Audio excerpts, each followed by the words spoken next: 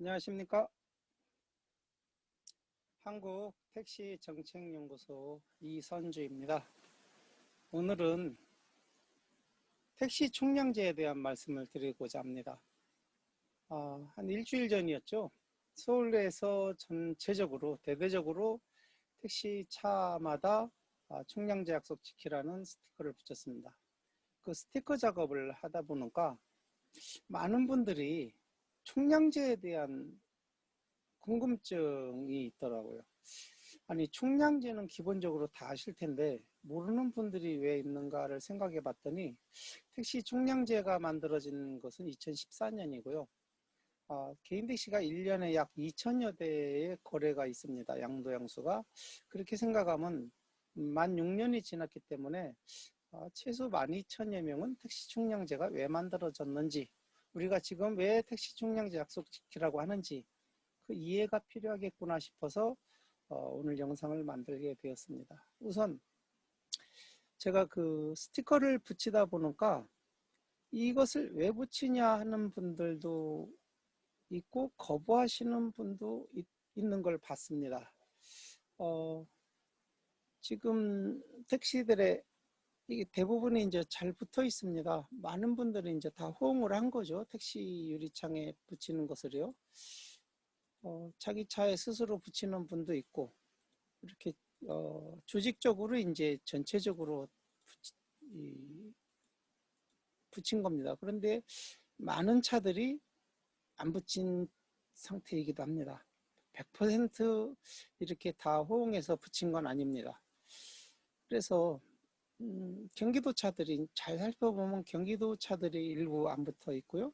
서울 차들은 좀 많이 붙어 있습니다. 그래서 이런 부분들, 그러니까 물어봤어요. 이제 붙이면서 나는 이래서 못 붙이겠다 주장하는 분들이 있더라고요. 그래서 그런 부분을 좀 메모를 좀 해봤습니다. 조합단체 스티커를 왜 거부하는지. 거부 사유가 뭐 간단합니다. 내 차 지저분해지는 거 싫다. 조합 불신. 니들이 뭐 하는 거 있다고 이런 거 붙이느냐. 나 조합하는 일 협조 못하겠다. 또는 정부에 부담 주기 싫다. 그렇잖아도 코로나 문제로 정부가 어려운데 이런 문제까지 붙여서 주장해서 정부에 부담 주기 싫다. 뭐 이런 그 주장이었죠. 코로나가 좀 진정되면 붙이겠다. 굉장히 이제 애국적인 생각을 하고 계시는 겁니다. 나름의 이제 이 스티커를 안 붙이는 조합 단체 스티커를 거부하는 사유 중에 하나였습니다. 그런데 말이 안 되는 주장도 있긴 있습니다. 안 붙일 차량 많던데 내 차엔 나도 안 붙이겠다. 이건 뭐 말이 안 되는 거죠. 나만 붙였다 나도 안 붙이는 거는. 붙이기 싫으면 안 붙이겠지만 내일 차 팔 거다. 내일 모레 대폐차 할 거다. 이 조직, 오만 조직이 하는 일인데 개인 사유라고요.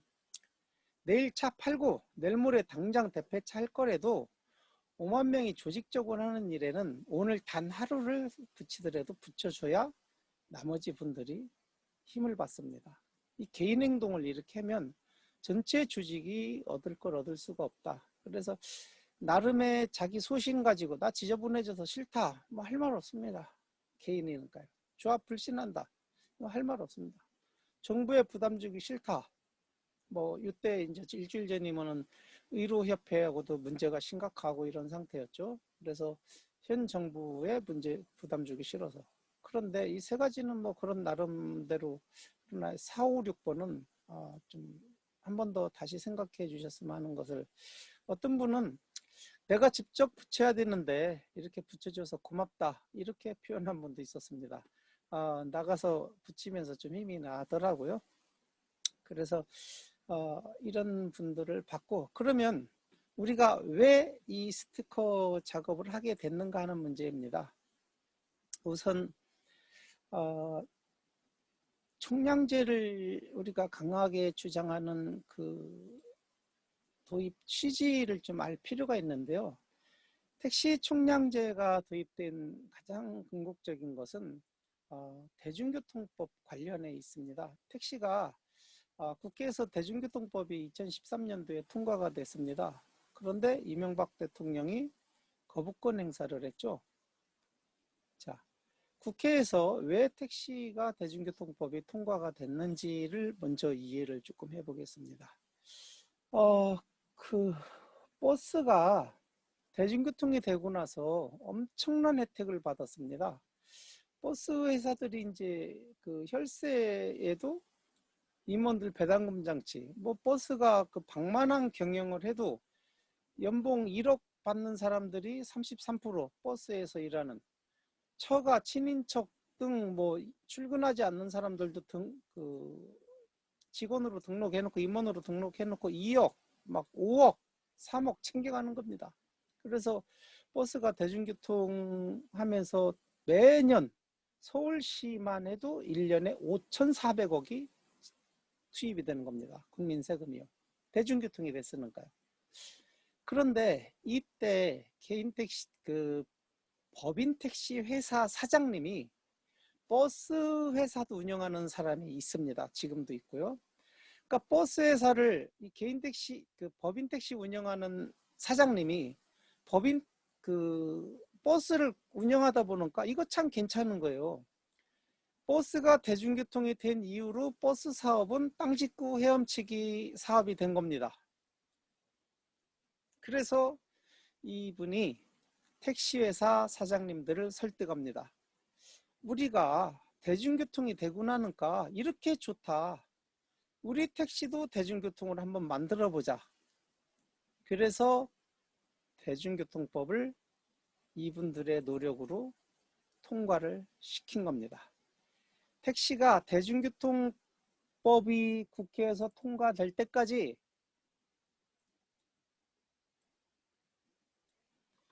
법인 택시 사장님들의 노력이 90이었다면 개인 택시의 노력은 10도 안 됐습니다. 국회에서 택시를 대중교통으로 한다. 이 노력은 대부분 법인 택시 사장님들의 노력이었습니다. 왜 그분들이 그렇게 어마어마한 노력을 했느냐? 이 대중교통이 됐을 때 회사 택시의 수익을 적자분을 다 보전해 주죠. 버스 회사처럼. 그럼 개인 택시는 어떤 이익이 있느냐? 아주 미미합니다. 법인 회사에서 택시를 이용했을 때 얼마까지 비용으로 인정해 주느냐? 지금은 법인 택시에서 대중교통 타고 다녔을 때 한 30만 원 정도까지밖에 인정이 안 됩니다. 그 비용으로. 그런데 택시가 대중교통이 되면 일반인들도 약 30만 원 정도까지 비용으로 인정을 받습니다. 세금 감면 혜택을 받을 수 있죠. 그러니까 개인 택시는 그 정도 혜택이 있는 반면에 법인 택시는 뭐 땅 짓고 헤엄치는 사업으로 바로 바뀌어 버립니다. 그래서 그런 노력을 해서 국회에서 통과가 됐는데, 여기에서 이제 대통령이 거부권 행사를 하도록 각종 시민단체와 여러 곳에서 압력이 오죠. 정부에. 국회에서는 통과가 됐는데 정부에. 압력의 사유는 아까 보셨듯이 버스는 택시 운전 종사자보다 훨씬 적습니다. 비용이 버스에 최소한 2배가 필요합니다. 서울의 경우 약 8천억 정도의 예산이 필요했습니다. 택시가 대중교통이 되면. 도저히 예산으로 감당할 수 없으니까 대통령이 거부권 행사하도록 압력이 들어오는데 결국은 이명박 대통령이 거부권 행사를 했습니다. 이때 우리들은 저항이 심하지 않았죠. 작년에 카풀 사태 때 말도 안 되는, 이미 법으로 카풀은 출퇴근 시간에만 할 수 있는데 출퇴근 시간이 따로 어디 있느냐고 막 밀어붙일 때, 카카오에서 말도 안 되게 법 위반할 때 타다가 12인승 이상 운전자 알선할 수 있다니까 눈 감고 아웅식으로 우리는 초단타 렌트카 운전자 알선이라고 그야말로 눈 감고 아웅식의 법망을 빠져나가는 법꾸라지라는 표현을 하죠. 그러니까 법을 우회했다. 말에 막걸려요. 법을 우회했다뇨. 법을 어긴 거죠. 그럴 때는 우리들이 분노해서 광화문에, 여의도에 6만 명 이상이 모여서 집회를 했습니다. 정의하고 싸운 거죠. 업권을 지킨 게 아니고요. 이미 법으로 되어 있는 사회정의와 싸운 겁니다. 그런데 이명박 대통령이 대중교통 거부권 행사했을 때는 그렇게 저항이 심하지 않았습니다. 왜냐? 택시가 대중교통이 되는 순간 구주조정이 불가능합니다. 택시가 먹고 살 길은 적정한 요금의 적정한 실차율입니다. 과거에 대중교통이 부족할 때 버스, 전철, 자가용이 부족하던 시절에 택시를 무차별 증차했습니다. 전두환 대통령 때는 1년에 6,000대를 증차한 적도 있습니다. 개인 택시 3,000대, 법인 택시 3,000대. 그런데 오늘날 지하철이 확충이 많이 됐고 버스 중앙차로가 됐고 환승이 됐고 자가용이 늘어났어요.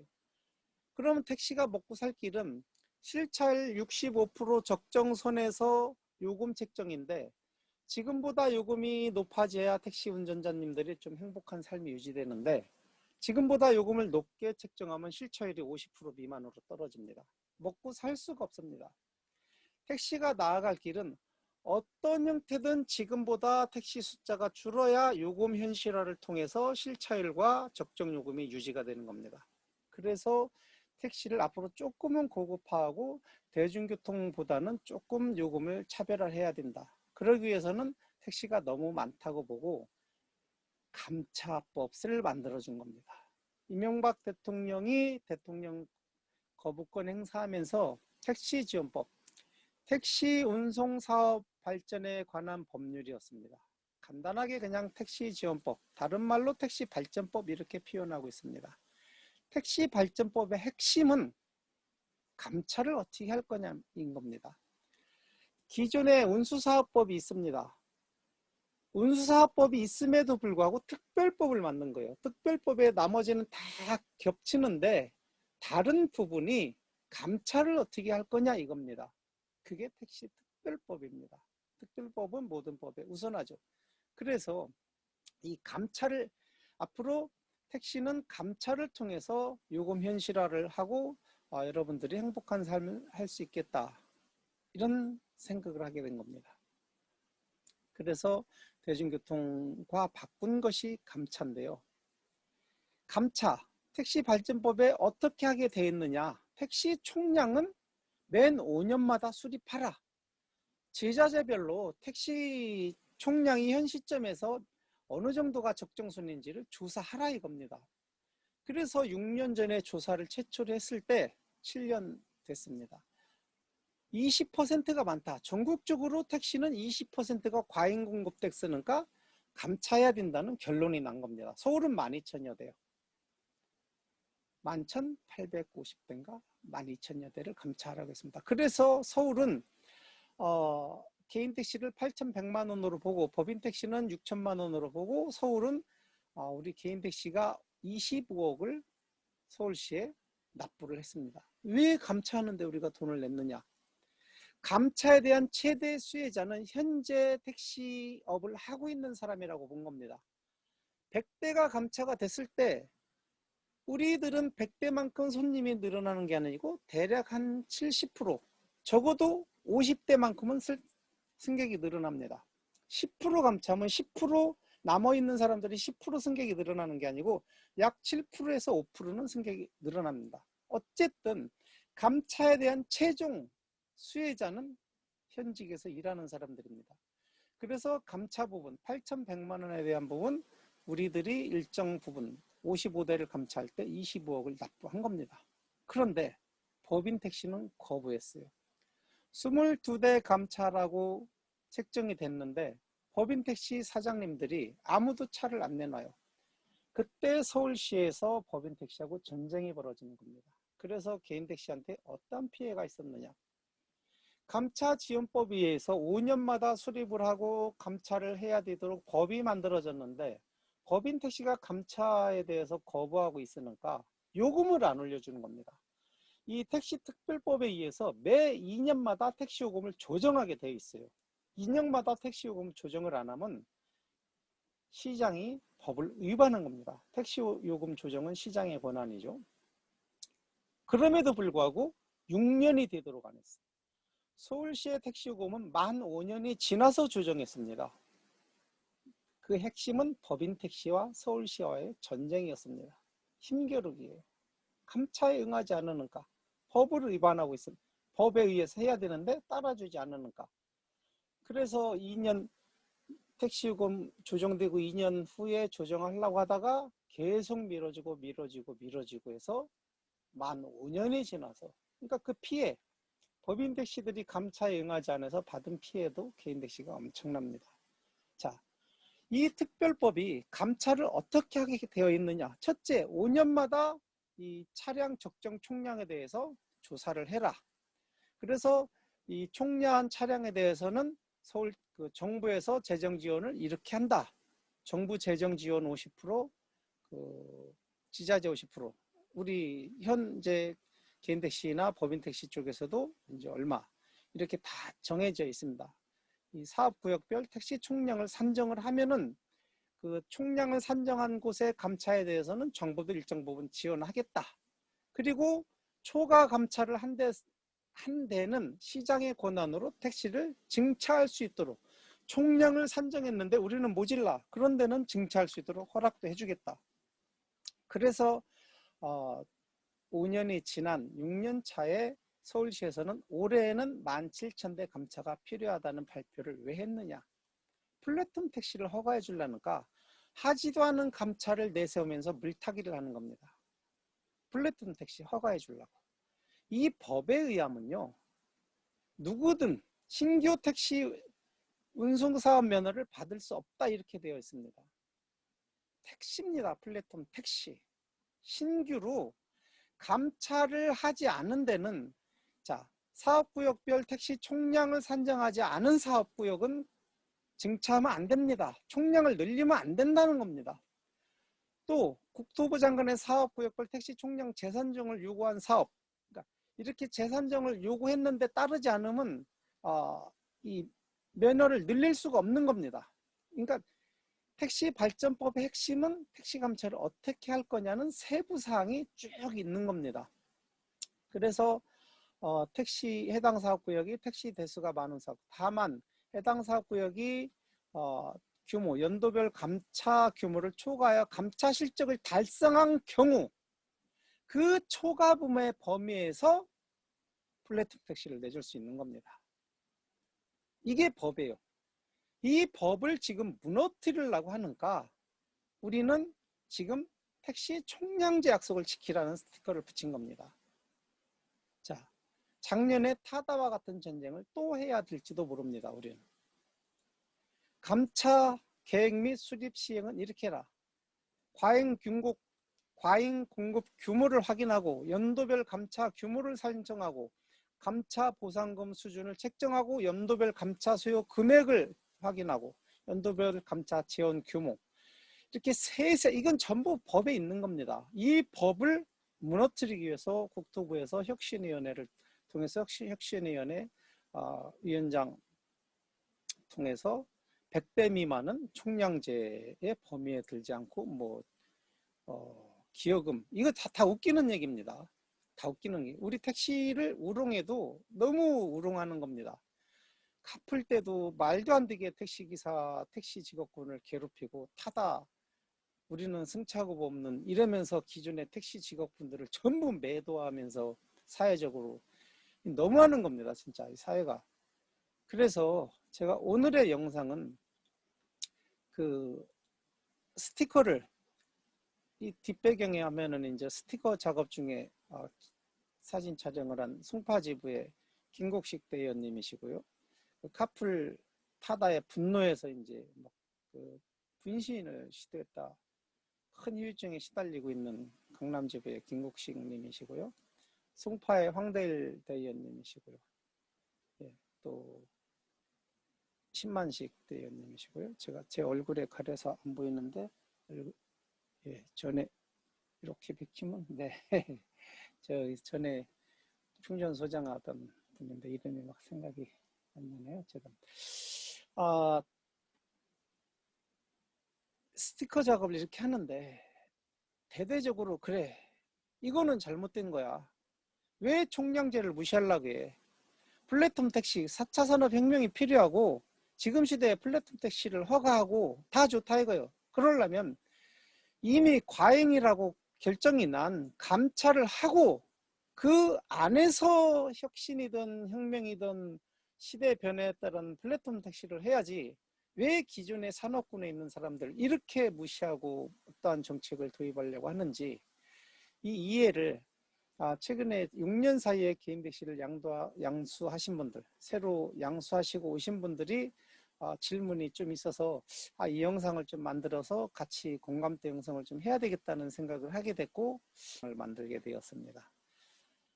예, 우리 모두 택시를 통해서 행복해질 수 있는 그날까지 단합하고 힘을 합칩시다. 네, 안전운전하십시오. 택시정책연구소 이선주였습니다. 안녕히 계십시오.